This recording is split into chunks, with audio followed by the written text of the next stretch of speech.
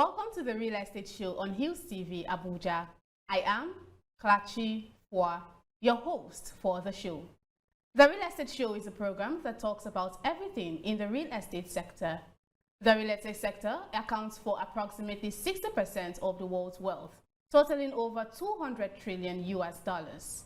Despite its global economic, environmental, and societal significance, the real estate sector's digital maturity is consistently evaluated as being low compared with many other industries, signaling a significant potential for increasing productivity through more widespread implementation of digitalization and technological advancements. And this brings us to the topic of discussion for today, which is how blockchain technology has helped improve the real estate sector. Let's go on this short break and see a short documentary on what people think about using blockchain technology. Blockchain technology is a decentralized, distributed ledger that stores the record of ownership of digital assets. Any data stored on blockchain is unable to be modified, making the technology a legitimate disruptor for industries like payments, cybersecurity, and healthcare. When cryptocurrency, an example of blockchain technology, was introduced in Nigeria's economy, the Central Bank of Nigeria put a ban on it and rendered it illegal. But recently, the Apex Bank lifted the restriction on crypto assets and urged banks to disregard the initial ban on cryptocurrency transactions, making it legal in the country. Many businesses in the country have since then tried to use cryptocurrencies as modes of payment and even for transactions outside the country. Some Nigerians have come out to state their stance on whether they prefer using blockchain technology, that is cryptocurrency, rather than the traditional banking system we are all used to.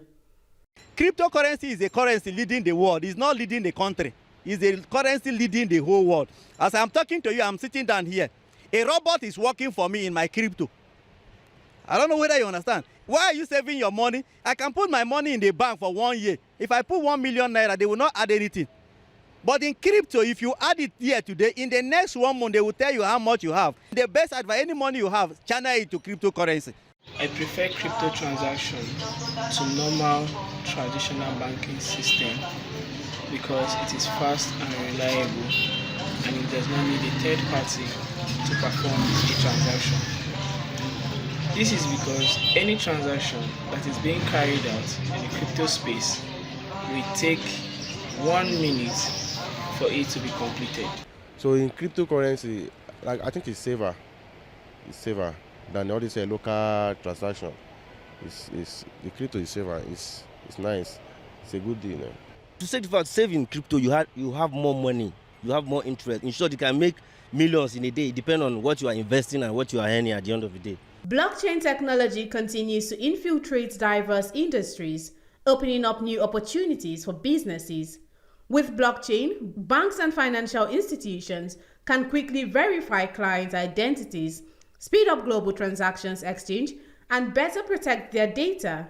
Meanwhile, the real estate sector has also found many cases on how to gain an advantage from blockchain technology, as there is an increased demand for decentralization in payments, speed of transactions, greater transparency of property history and its status.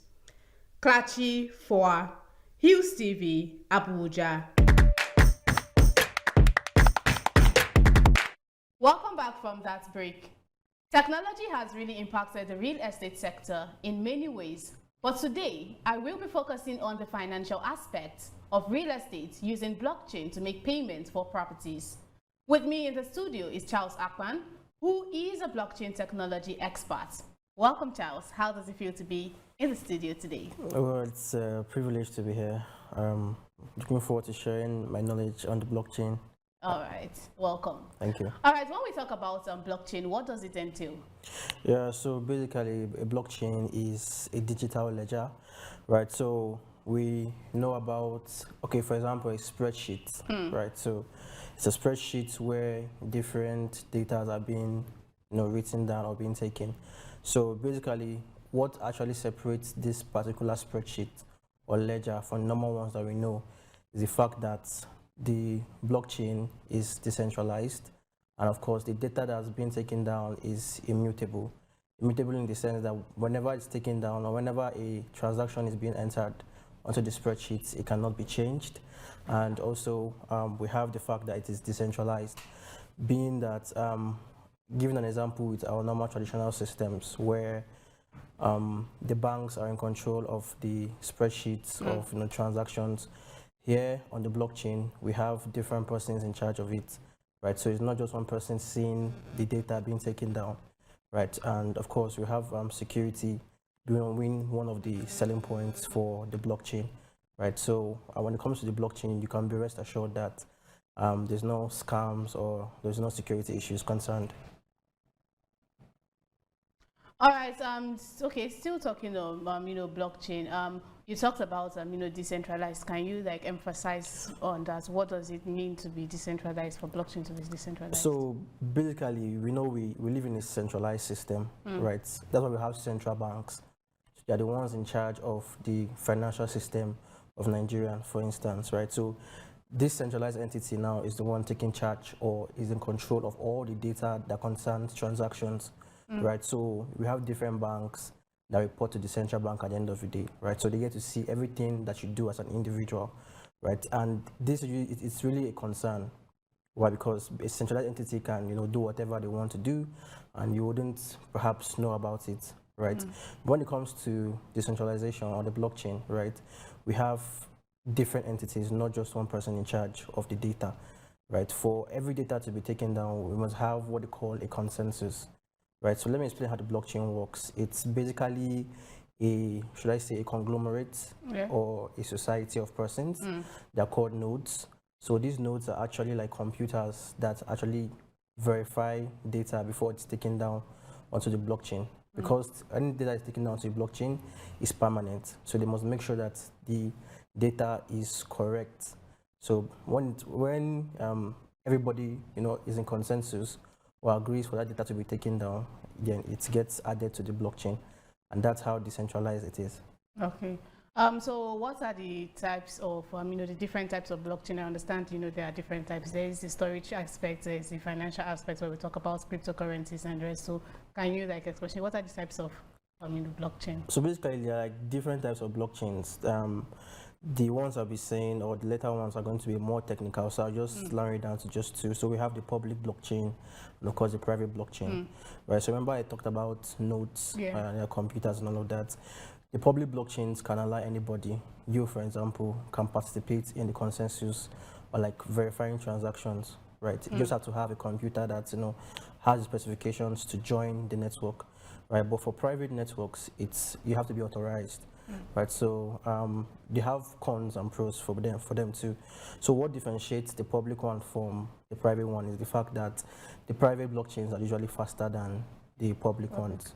Of course, because there's so many persons using it, the public ones, but the private ones, it's already capped, or there's a maximum amount of people that can use it, right? So by that, it's making it more faster as compared to the public blockchain. Can you give an example of? So public blockchains are examples of public blockchains are Bitcoin, that Ethereum, Dogecoin. I don't know if you know Elon Musk. That's like his favorite coin. So these are basically public blockchains, right? So, but the private blockchains, you may not know them, right? There are just a few of them. I can't really mention them right now because it's usually like nobody knows them. So keep it that way. All right. Okay. Moving away from that one, I'm talking about the different types of blockchain. I'm looking at blockchain in Nigeria now. What would you say are the benefits of blockchain in the country? Because sometime last year, when cryptocurrency came up, the CBN banned it. Yes, they put a ban on it, and they were like, okay, if you are caught doing this, it's illegal and all that. But we saw late last year, I think December, the ban was lifted, and early this year, January, they still, mentioned that the ban has been lifted, and cryptocurrency is now legal in the country. So, what would you say, is the benefits of using this blockchain in Nigerian financial system? All right. So, the benefits of using the blockchain, if it actually gets adopted by the masses, right, it's going to like pose a lot of benefits for us. So number one, I've already talked about the issue of transparency when it comes to using our traditional systems, right? So on the blockchain, you can be rest assured that every single transaction that you are doing is verifiable, right? So if we have transparency in our financial system, it's very easy for people to curb corruption, fraud, and other malicious activities too. So another one is the fact that most Nigerians, I don't know the statistics, but most Nigerians are basically unbanked. Like people who stay in the Rural areas. yeah, rural areas, for example, now they don't have access to all of this. But we know if you go to the bank to actually get to open an account, it's actually tedious. And some people are actually separated by language barriers and all of that. But when it comes to the blockchain, it's already designed in a way that every single person can participate. All you have to, all you need to access it will just be your phone and the internet, right? So there's no paperwork to be done. There is no, should I say, legal fees to pay. There are no, the entry barrier is very, very low, right? Even as low as 10 naira, you can actually get access to the blockchain and use the financial systems there. Okay. Okay, now talking about the traditional banking system, you mentioned it. Is blockchain similar to the traditional banking system, or it is a completely different thing? Yeah, it's a completely different thing in the sense that it's actually a way for us to correct the centralized or traditional finance systems that we have, right? So as I've said before, the blockchain is inclusive, right? There's inclusivity when it comes to the blockchain, but with the traditional system, I've already said it, like it's not really accommodating to everybody. Secondly, we talk about cross-border transfers. For example, you want to send money to someone in the eastern part of the world or wherever in the world, you'd have to go through Western unions and stuff like that. It takes time, you have to pay fees, but with the blockchain you can do those things in seconds, right? So these are all the things that separates the decentralized system or the blockchain from the traditional systems that we have. Okay, now we know that in the traditional banking system, at the end of the month, you get statements of accounts, you get alerts that so amount has left your account. You get debit alert, you get credit alert. In the blockchain, do we see this type of activities? Can we get like the history of transactions that have been performed? And when you send payments, when you send money or currencies to another person, do you get messages that okay, you sent so and so, just for you to verify? Because I've heard of an instance where someone tried to move money from cryptocurrency, like she had tried to move DTS to her wallet from another place, and then it's moved, the wallet address just completely changed, and then it moved to another wallet. So what would you say, concerning this? I feel, a lot of people feel, you can't trace, such transactions. So once your money is gone, it is gone, so you can't go back. But in the traditional banking system, you can actually go and then they'll tell, okay, it entered the account of so person, and then they have the address, they have phone numbers, and if it gets to that level, depending on the amount of money, they can, give you the information of the person and help you recover your money back. But is this so with blockchain? Yeah, so that's one thing. I wouldn't say it's 100% solved on the blockchain, but there are instances where persons like have that kind of scenario and they get their money back, right? Because the blockchain, in as much as it's private, right? At the end of the day, it's still linked to people. Yeah, for example, people have their wallet addresses tagged to a Web3 ID. Right, so Web3 ID is actually your representation of you on the new version of the web. I don't think we can talk about that here, right? Yeah, so basically, since you have those your addresses tied to your IDs or your Web3 IDs, as I said, right, it's very easy for persons to track. The blockchain it's fully opened, right? There are persons who specialize in blockchain security, right? They track wallet addresses. They can help you, make some refunds or maybe retrieve your funds if they get stolen, right? So, but this is still a work in progress, right? Because we have some instances where we've seen like millions and trillions of dollars being stolen from different blockchain protocols, but at the end of the day, they get returned because, the blockchain security experts are, always on top of the matter. All right, I'm talking about security now. How can blockchain technology ensure proper safety in transactions?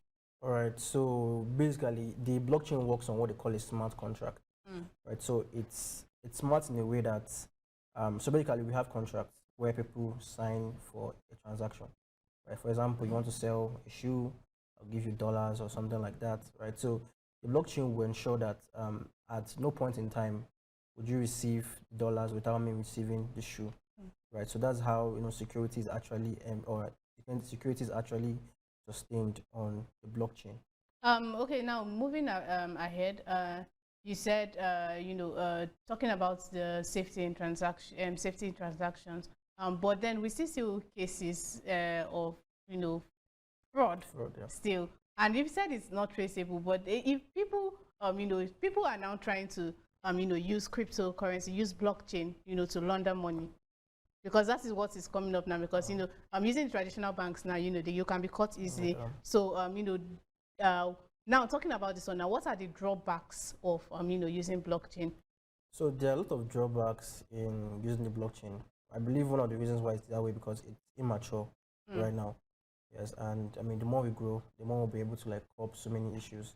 So basically, when it comes to security, as I said, it's still a work in progress. And so far, most of the instances what we have with security issues they've been solved most of the times, right? So it's still something that I believe that in the coming years we'll be able to like really take that out of the play, right? So other drawbacks would include scalability, right? Okay. A lot of these things just stem from the fact that blockchain is basically a new technology, right? So scalability in a way that it's not as fast as you want it to be in some cases, and depending on the congestion of the network, it's really hard for you to make transactions in some instances, right? But we have blockchains right now that are coming up that are working on that. For example, Injective, the one I'm representing, right? They actually have a blockchain that makes transaction in less than a millisecond, like 0.08 seconds.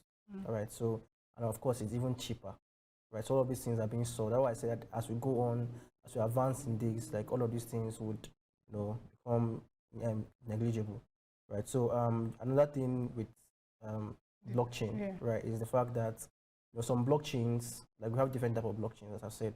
So some blockchains actually work on what they call proof of work, right? So this one actually require you to use a lot of energy. For example, Bitcoin works on proof of work. Ethereum was a proof of work, but now it's changed to a proof of stake, right? So all of those things are technical, right? So with proof of work, you have to use like a lot of data, a lot of power, because these computers have to solve mathematical calculations in split seconds. All right, that takes a lot of energy for you to do it, right? So and of course, we still have security as an issue. As I said, we're also working on that too. So basically, that's all. And of course, regulation is very, very important. We saw like the SEC like really clamping down on some cryptocurrencies in the western parts, right? And the same thing we had in Nigeria. Yeah. The banks banning and all of that. And I believe they've naturally gotten to know the benefits of using the blockchain. And that's why we're having all of this. But we've started seeing like some leeway when it comes to adoption, right? We saw the SEC in America actually actually granting people the access to cryptocurrencies, right? So that's like a win for us. So the coming days and maybe in Nigeria, we'll see like full adoption, and that would be very, very nice for us. Okay. Okay, now moving ahead, talking about it, because this is a real estate show, and there are a lot of sectors, in the world, and the real estate sector is one of the biggest sources of revenue, especially for Nigeria as a country. So what do you say are the benefits of the real estate sector adopting blockchain in the financial aspect? Right. So the real estate sector, right? It's called real world assets in crypto. In crypto. Right? That's basically a very new, should I say, ecosystem or a new technology. Yeah. So the benefits of actually using real world assets, or the benefits of real world assets to, let's say, people like you and I, are very diverse. Yeah. For instance, you have like cross-border transactions. For instance, you can stay here in Nigeria and you can have land deals sorted out even in America, right? So you don't really have to be there to like maybe assess your land, because we have what they call, I've told you, the smart contract. So with that, you can get to assess what you're buying and be sure that what you're buying is authentic, right? So, and of course, you don't have to do a lot of paperwork when it comes, what paperwork, C of O's and all of that. When it comes to the blockchain, you don't have to do that, right? So we have things like tokenization, right? So people get to represent their land or their real world assets. For example, a house or a car. represented with a token, right, or a cryptocurrency, a coin, if I can put it that way. So basically, holding that coin will actually give you access to your assets at any single point in time, right? And of course, it really serves for security in a way, because having your asset backed by a cryptocurrency, which is, should I say, highly secured, really means that your assets are always safe, right? So as I always tell people, when it comes to cryptocurrency, your wallets or your assets are always as safe as you want them to be, right?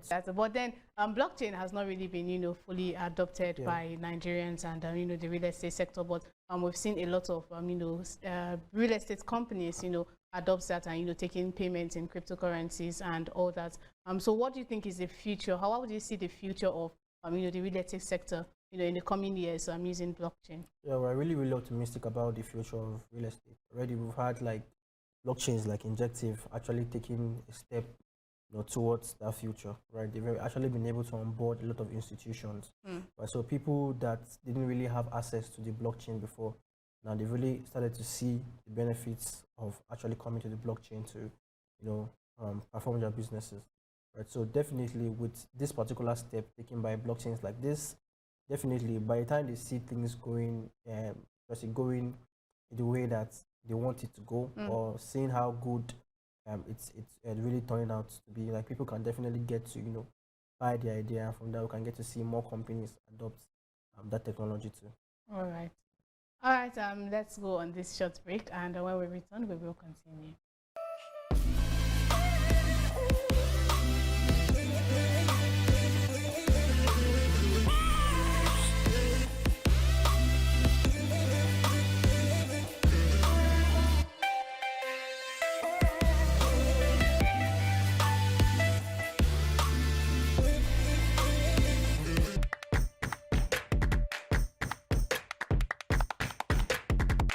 All right, I'm still talking about blockchain in the real estate sector. For upcoming real estate firms, that want to imbibe the culture of using blockchain as a means of payments, for their companies, how do they go about it? What are the steps they need to take, to be part of this blockchain technology?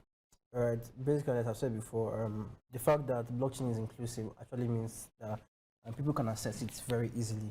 Yeah, so it's as simple as basically showing interest. Number one, of course, you also have to understand the risks involved. Right? So if you don't understand what risks are involved, you ask someone who is knowledgeable about it. The next thing you have to do is, of course, approach, let's say, the blockchain. For people that want to start up their real estate firms, or people that want to start using cryptocurrencies, it's almost as easy as having your phone, right? Learn about. I tell people, like, before you start transacting on the blockchain, try to learn as much as you can about it, because it's very, very paramount. You see people just coming into the blockchain because their friends are making money and they don't hear, they've not about the fact that people lose money too.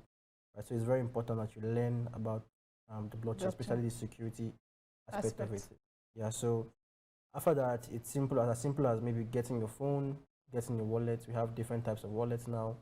So wallets are basically like a bag, or let's say a placement holder for your assets. Just like a bank account. Yeah, just like a bank account. Thank you for that. So it's like a bank account where you get to have your assets there, your Bitcoin, your Ethereum, right? And I've said, like, your wallet has to be secured, and that would depend on you.